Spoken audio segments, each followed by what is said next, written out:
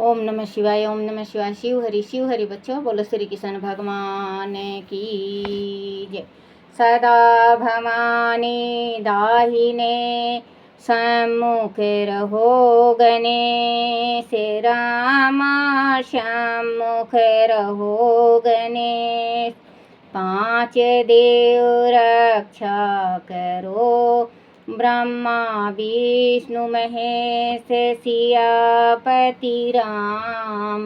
जय जय राम। मेरो मन बसियो सीताराम।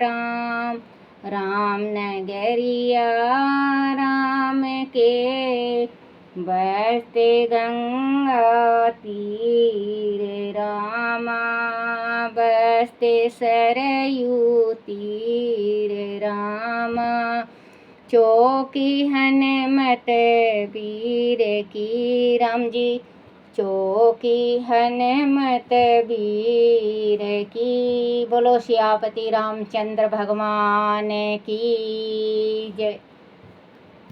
गणेश भगवान की जय। शिव पार्वती की जय। अपने अपने माता पिता की जय। अपने अपने गुरुदेव महाराज की जय। शिव पुराण की जय। शिव पुराण में नारद जी का शिव तीर्थों में ब्राह्मण शिव गणों को श्रापों द्वारा की बात बताना तथा ब्रह्मलोक में जाकर ब्रह्मा जी से शिव तत्व के विषय में प्रसन्न करना। बोलो सियापति रामचंद्र भगवान की जय। सूत जी कहते हैं, महर्षियों, भगवान श्री हरि के अंतर ध्यान हो जाने पर मुनि श्रेष्ठ नारद शिवलिंग को भक्ति पूर्वक दर्शन करते हुए पृथ्वी पर विचरण करने लगे।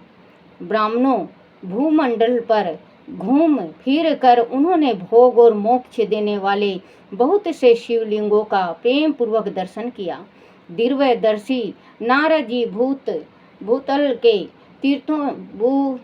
के तीर्थों में विचार रहे हैं और इस प्रकार उनका चित्त शुद्ध है। वह जानकर वह दोनों शिवगण उनके पास गए। वह उनके दिए हुए श्राप से उद्धार की इच्छा रख कर वह गए थे। उन्होंने आदर पूर्वक मुनि के दोनों पैर पकड़ लिए और मस्तक झुकाकर भली भांति प्रणाम करके शीघ्र ही इस प्रकार कहा। शिवगण बोले, ब्राह्मण हम दोनों शिव के गण हैं। मुनि, हमने ही आपका अपराध किया है। राजकुमारी श्रीमती के स्वयंवर में आपका चित्त माया से मोहित हो रहा था। उस समय परमेश्वर की प्रेरणा से आपने हम दोनों को श्राप दे दिया। वह कुसमय जानकर हमने चुप रहा। जब ही अपने जीवन रक्षक का उपाय समझा, इसमें किसी का दोष नहीं है। हम अपने कर्म का ही फल प्राप्त हुआ है। हे प्रभु, अब आप प्रसन्न होइए और हम दोनों पर अनुग्रह कीजिए। नारद जी ने कहा, आप दोनों महादेव जी के गण हैं और सत्पुरुषों के लिए परम सम्मानित है। अंत मेरे मोह रहित एवं सुखदायक यथार्थ वचन को सुनिए। पहले निश्चय ही मेरी बुद्धि भ्रष्ट हो गई थी, बिगड़ गई थी और मैं सर्वथा मोह के वासीभूत हो गया था। इसीलिए आप दोनों को मैंने श्राप दे दिया। शिवगणों, मैंने जो कुछ कहा है वह वैसा ही होगा। तथापि मेरी बात सुनिए। मैं आपके लिए श्रापों द्वारा की बात बता रहा हूँ। आप लोग आज मेरे अपराधों को क्षमा कर दें। मुनिवर विश्वा के वीर से जन्म ग्रहण करके आप संपूर्ण दिशाओं में प्रसिद्ध कुंभकर्ण राक्षस राज का पद प्राप्त करोगे और बलवान वैभव से युक्त तथा परम प्रतापी होंगे। बच्चों ये जो पहले मैं बता चुकी हूँ आपको, जो ये रावण ने श्राप दिया था इनको, शिव के प्रसादों को, गणों को, तो इनको आज नारद जी कहे, बोले कि विश्व के वीर से जन्म ग्रहण करके आप संपूर्ण दिशाओं में प्रसिद्ध कुंभकर्ण और रावण बनेंगे। कुंभकर्ण रावण राक्षस राज्य का पद प्राप्त करोगे, कुंभकर्ण और रावण राक्षस का पद प्राप्त करोगे और बलवान वैभव से युक्त तथा परम प्रतापी होगे। मतलब इसका जो विष्णु भगवान को श्राप दिया था वो राम बनेंगे, और जो माँ लक्ष्मी है वो सीता बनेंगी, और ये दोनों राक्षस रावण कुंभकर्ण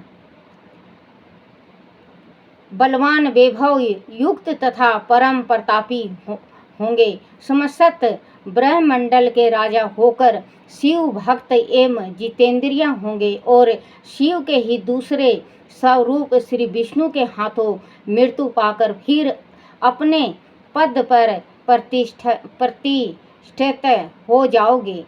सूत जी कहते हैं, ऋषियों महात्मा नारद मुनि की यह बात सुनकर वह दोनों बच्चों, जो ये ऋषियों का श्राप हुआ करता, और जैसे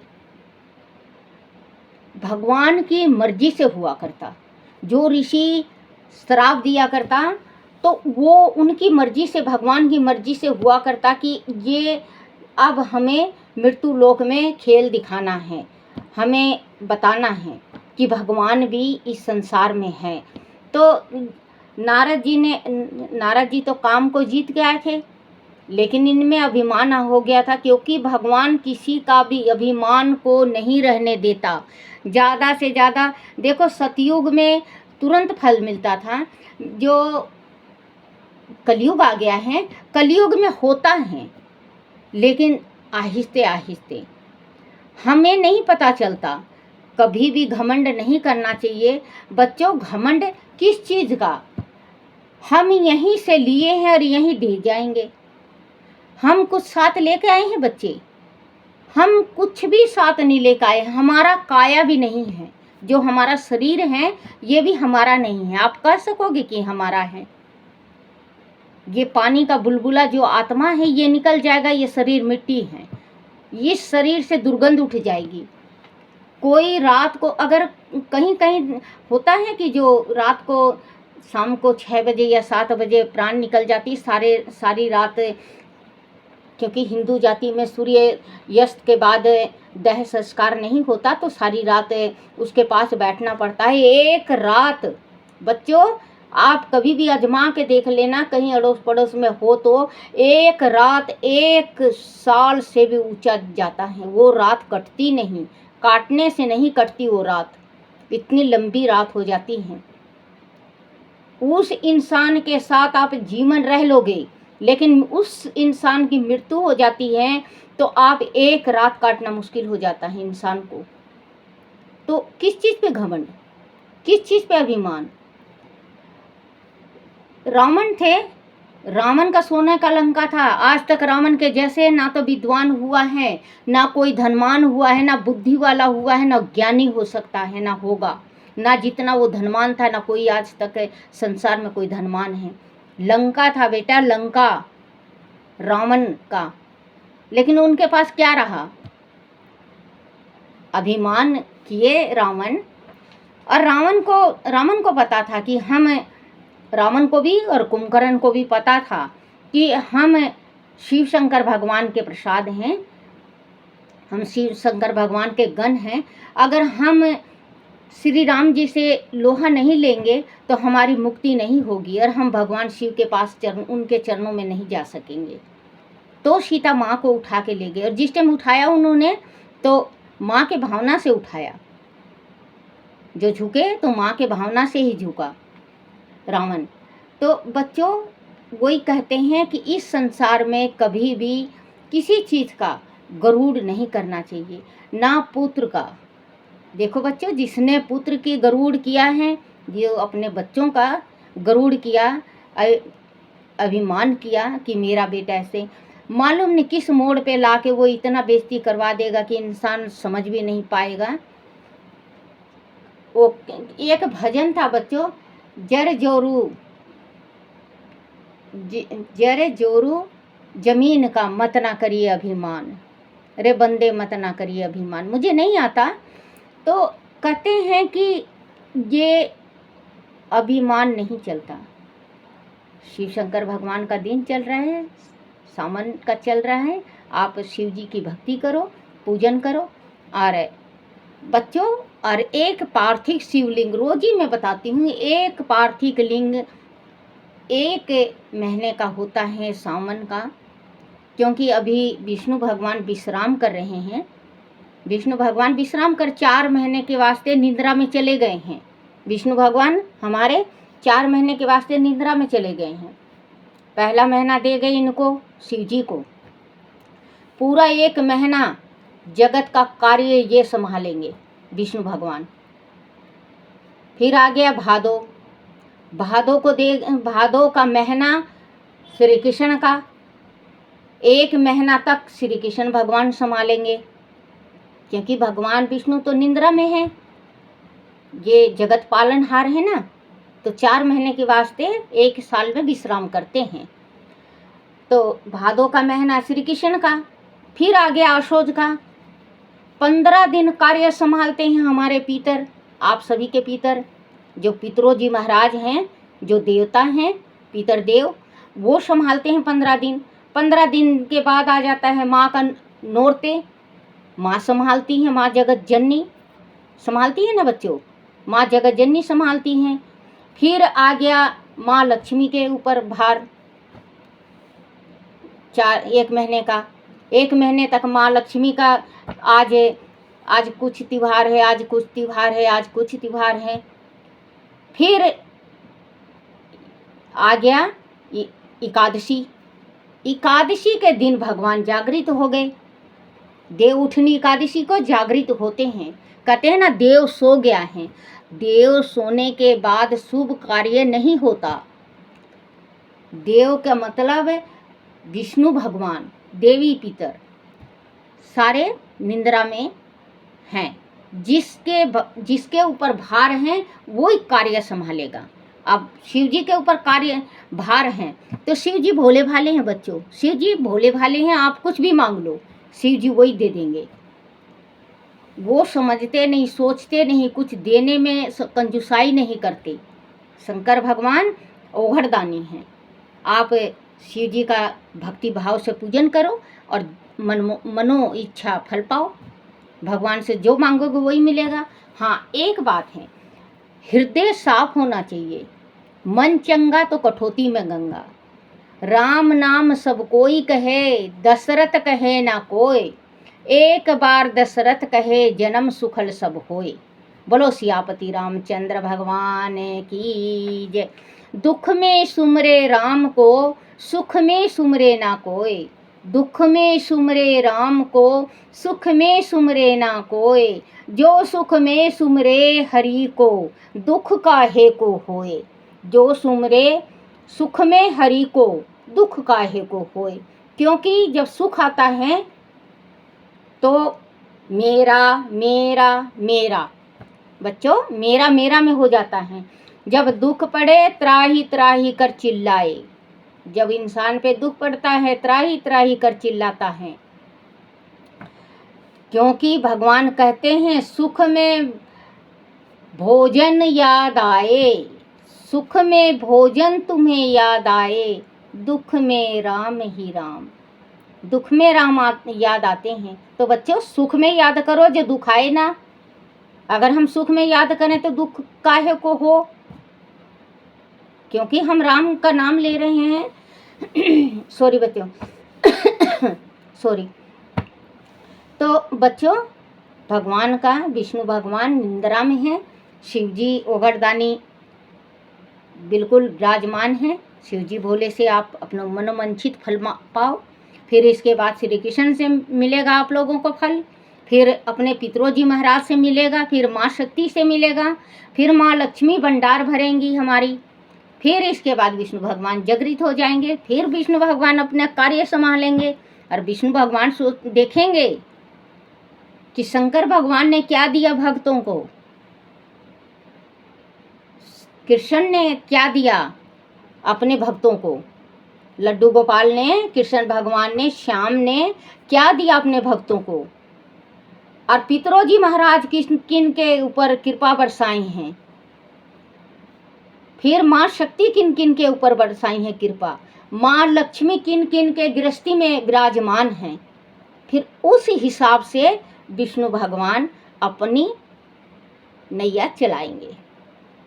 तो बच्चों भक्ति करो, 4 महीने का टेम होता है, और अगर किसी लड़की का या स्त्री का माहवारी आ जाए और 7 दिन टूट जाता है तो 4 महीने में कभी भी आप शिव जी का पूजन 7 दिन लगातार कर सकती हो। वो सावन का पूरा 1 महीने का आ जाएगा। और जैसे कि व्रत रखते हैं, सोमवार व्रत रखते हैं, और जैसे सोमवार व्रत रख लिया, आगे आपको डेट माहवारी आ गई और आपने पूजा नहीं किया, व्रत रखे हो पूजा नहीं किया, तो 1 भादवा का सोमवार का व्रत रख के और पूजन कर लो, आपका पूरा व्रत लग जाएगा, पूरा 1 महीने का फल आपको मिलेगा। तो शिव जी की महिमा अलग है। श्राप जो मिलता है इनको, जो विष्णु भगवान को मिला है और जो शिव जी के गणों को मिला है, ये आपस में ही श्राप मिलता है, और इसका जो मृत्यु लोक का है वो भला करने के वास्ते भगवान को जन्म लेना पड़ता है। अब कहते हैं कि कलंकी का जन्म होगा जब धरती फिर से पवित्र हो जाएगी, शिवगण प्रसन्न हो, सनाद अपने स्वरूप श्री विष्णु के हाथों मृत्यु पाकर फिर अपने पद पर प्रतिष्ठा हो जाओगे। सुत जी कहते हैं, महर्षियों महात्मा नारद मुनि की यह बात सुनकर दोनों शिवगण प्रसन्न हो सनाद अपने स्थान को लौट गए।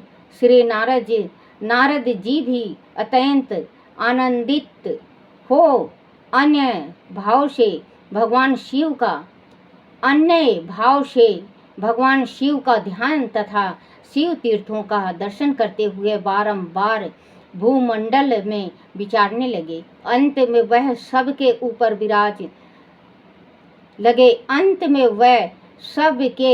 ऊपर विराजमान शिव प्रिया काशीपुरी में गए, जो शिव स्वरूपिणी एवं शिव को सुख देने वाली हैं। काशीपुरी का दर्शन करके नारद जी कृत्यरथ हो गए। उन्होंने भगवान काशीनाथ का दर्शन किया और परम प्रेम एवं परमानंद से युक्त हो उनकी पूजा की।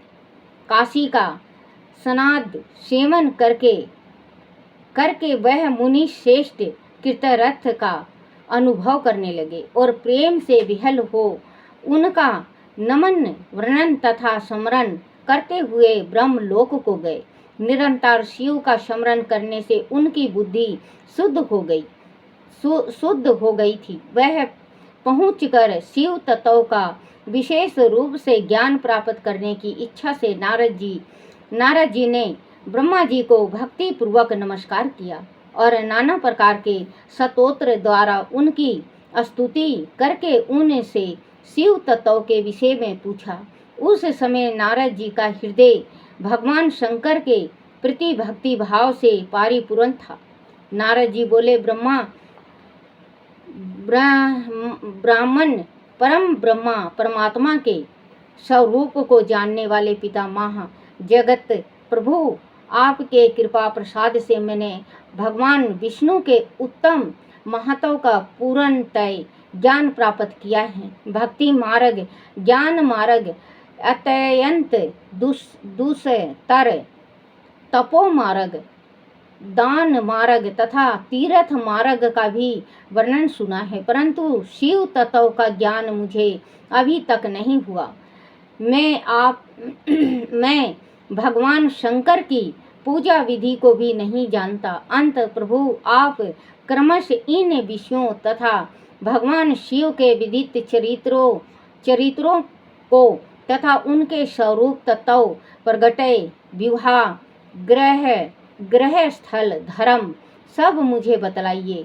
निष्पाप पितामह यह सब बातें तथा और भी जो आवश्यक बातें हों उन सब का आपको वर्णन करना चाहिए।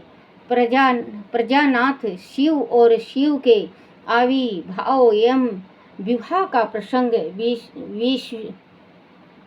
विशेष रूप से कहिए तथा कार्तिकेय के जन्म की कथा भी मुझे सुनाइए।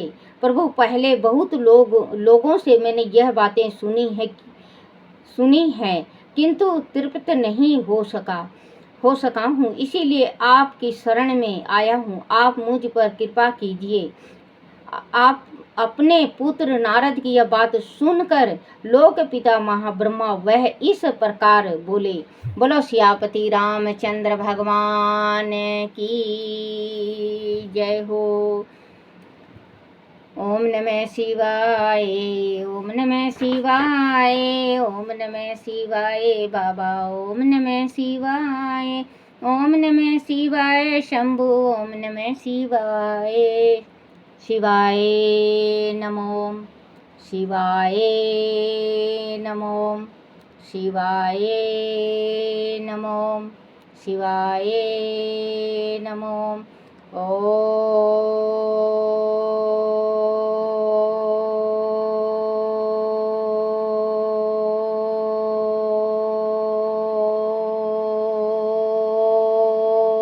नमः शिवाय। बोलो शिव पार्वती की जय हो। अपने अपने गुरुदेव महाराज की जय।